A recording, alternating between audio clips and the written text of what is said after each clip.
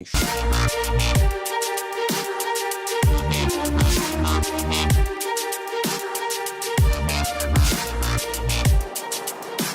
in the gas.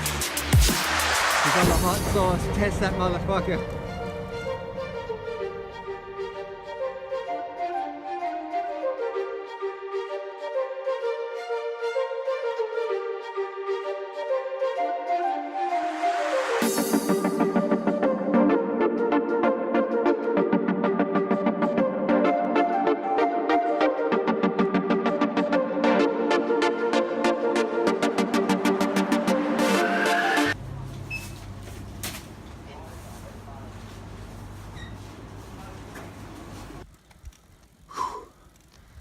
Angry Vegan's putting Paul into the hurt box.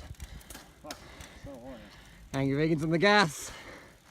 He's on the hot sauce. Test that motherfucker. Full nutty brow. It's pissing down outside today. It's pissing down, but here we have the Trek Emonda. This is the first bicycle review ever on YouTube that's done out the front of an elevator. Anyway, let's have a look at it. We have the Trek Emonda ALR. One of my favourite alloy bikes, one of my favourite bikes of all time, really. This has got the H2. Trek have a geometry setup. This is not sponsored. This is a H2 setup, meaning it's H2 endurance geometry, a bit more upright position, and a fair bit of stack on there. This is a 58. It's about 596 in the stack and about 391 in the reach. So it's a really pretty good all-day comfort setup. But this frame, they've hydroformed it. It's really comfortable, but it's a very, very good climbing bike as well. It's definitely a climbing bike, and this is why we put the climbing gears on there. We've got a 40 cassette on here. We've got the 105 derailleur, 11 speed, just with a little road link. This is just a copy one we got from eBay for cheap. We've got the tubeless ready wheels on there. It's running tubes at the moment, but that's an option down the track. You could run the rims. Are really nice. These rims are good. I've used them before. And we've got the 105 brakes, which in my opinion are the best brakes Shimano make, apart from their direct mount brakes. The 5800 105. And that clearance in there is pretty good. You can put some crud road racer fenders in there if you wanted to. I'll definitely rate the fenders. And got a full carbon fork, tapered steero, carbon all the way through, so make sure you use a torque wrench when you're making adjustments, and make sure you cut your steer. If you're going to slam it, cut it, otherwise you risk crimping that steero. Helmet, we've got a laser. This is tonic, and this has not faded. The sales rep was right, this has not faded. Shout out to Pat Yonker for that one. But this is a good way to, when people store their helmet, they often store their helmet in the handlebar. If the bike falls over, then the helmet will get cracked. If you put your helmet in the middle here, at least it's got protection, alright? And when you park a bike, levers and saddle or back wheel. So this bike is tilted into the wall. But this is a fantastic bike. This is a limited edition green colour. You won't see this, you see this in Japan, you'll see it in Thailand, but you won't see it in the USA potentially, and you won't see it in Australia potentially. But what do you think of that? Do you like this colour or what? But if you're in the market for a road bike and you've got a bit of cash and you want a bike, a frame for life, then it's pretty hard to go past the Trek Emonda ALR. Pretty hard. Oh, we got another. Oh, here we go. That wasn't expected to happen. Where's he going? And Paul, the fastest vegan in Chiang Mai. Watch that rear derailleur. Whoop. It's all happening. Watch that rear derailleur. This is the Carbon Bianchi. This is the most thrashed bike, the fastest bike in Chiang Mai. And that's random. But anyway, this is how we roll here in Thailand. We get it fucking done. We keep filming no matter what. One take. Trek Emonda ALR. There you go. And the Emonda ALR, in my opinion, is even better than their carbon bikes. I've ridden the Emonda SL, I've ridden the Emonda S, I've ridden the Emonda SLR. And in my pick, if I had on my money, I'd actually go the alloy version. Not those bikes are bad, but this is, for me, it feels better. Maybe I'm just old school, been racing road bikes for 20 years. So I'm licensed in 97, UCI license. And this has just got old school feel, but it's got that modern blend of, what's the guy's name? Ben Coates, is it, from Trek? He's done a good job, Bren. He's done a good job. This Emonda is just like, it's a fucking great bike, man.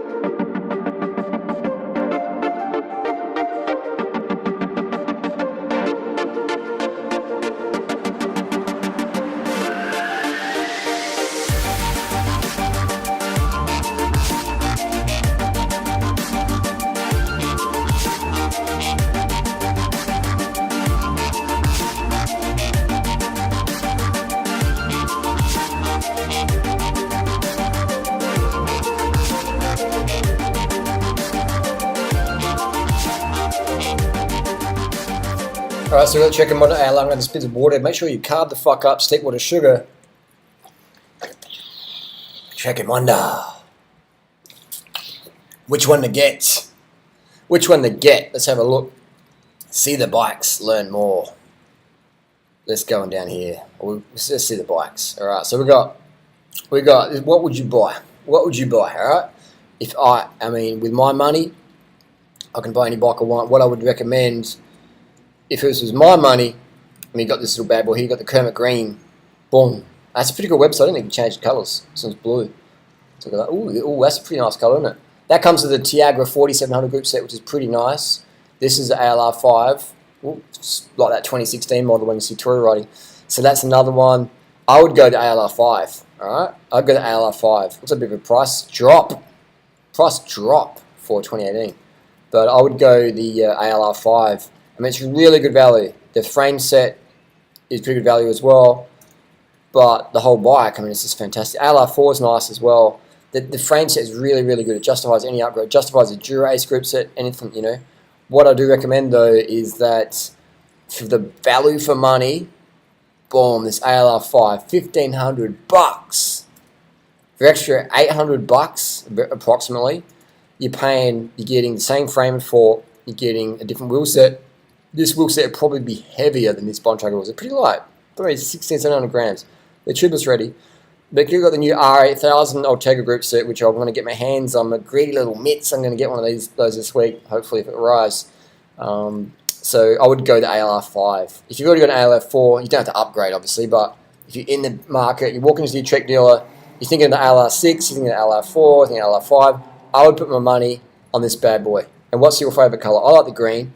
But hey, it's your bike, it's your choice. You've got the black and red, it's not bad. The red's cool. I'm a red-green sort of person. You've got the frame set as well. But the best value for the money, I reckon, is this ALR 5. Fantastic bike.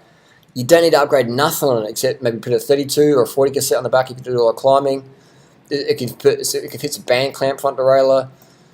You can put some, once these tyres are actually pretty good. The Bontrager, I think the R3s, the R1 tyres are pretty good. And I would wear them out. I wouldn't throw them in the bin. I mean, people buy new bikes and throw the tyres out. It's like, no, what? Use them, man. Use them. Don't chuck it in the landfill. Like, don't waste resources, bro. Broskets. Use it before you throw it. And so the tyres are right. And then upgrade down the track. You can put a power meter on there. Stages, power meter, bolt straight on there. And you're good to go. The bars are good. The stem's good. The full 105 chain, cassette, crankset, brakes, derailleurs, full 105, and it'll work with a 40 cassette and a road link on the back. Need a longer chain though. And there you go. And the wheels are fine. I mean, it's like it's a bike that I bought. And I was like, fuck, man, this bike is legit. It is legit. And the 105 group set is as good as the Dura-Ace, man. And you know, I ride everything and anything, and it's as good as anything. And it's like so cheap, it's so affordable. You know, people say, well, if it's such a good bike, why do you ride other $10,000 bikes? It's like, because I can. Because I can. Why not? You know, I ride lots of bikes. I own 22 bikes. I own a lot of bikes. So then when I give you my opinion, I might look like the crazy cycling professor, but it's based on experience. It's based on experience, all right? So always remember that my information is based purely on personal experience. It's not regurgitated because I'm sponsored or whatever. It's just pure personal experience. I love to share because I'm obsessed with giving this information to people. You know, when I first started, you know, I would have loved to hear all this information. Tori's editing video next to me. She's laughing. She's not laughing at me. She's got your earphones in. I'll show you.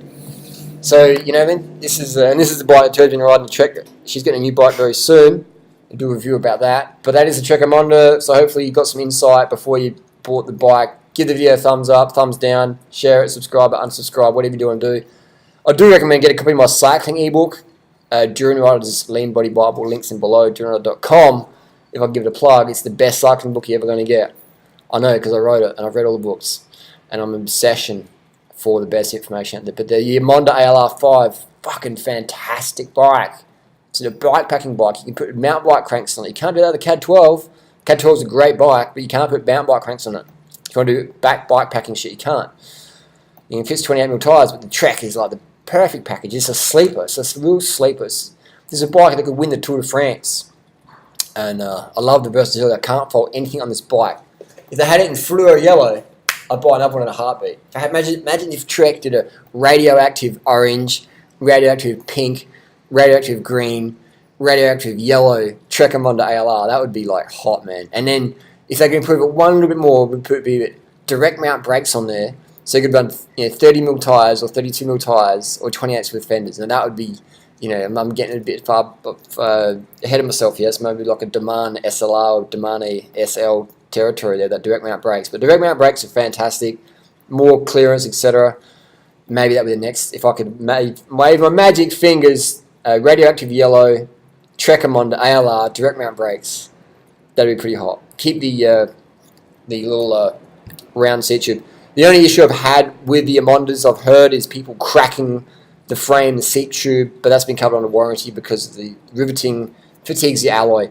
I think a band clamp would be a better option, but obviously they've engineered it, they give it warranty, so who knows. But it's not a safety issue, but still I rate the Trek Emonda as the best alloy bike on the international market for the money, and for any money. It's a fantastic bike. Ride one, test ride, then decide, and then you know what I'm rating and ranting about. Peace.